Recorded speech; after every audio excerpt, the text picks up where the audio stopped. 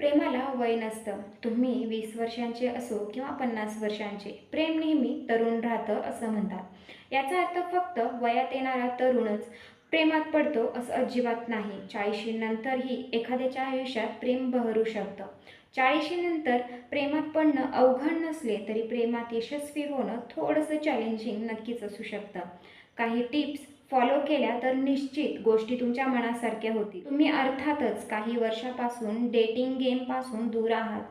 कारण काहीही असो, पण आता तुम्हाला पुन्हा फॉर्ममध्ये यायचे आहे.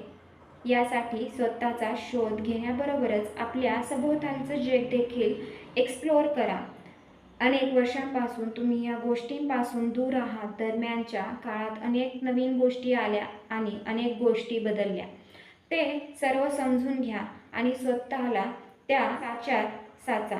Social media, dating app, new trend follow करा. भूतकाळातील गोष्टी तुम्हाला विसराव्या लागतील, कारण जुनं नातं मनात ठेवून तुम्ही नव्या नात्यात कनेक्ट होऊ शकत नाही. कोणतंही नवीन नातं सुरू करण्यापूर्वी हे लक्षात ठेवा की तुम्ही ज्याच्याशी पुन्हा नातं निर्माण कराल, तुम्हाला 100% द्यावे लागेल आणि हे तेव्हाच होईल जेव्हा तुम्ही जुन्या आठवणी विसरून पुढे जाल.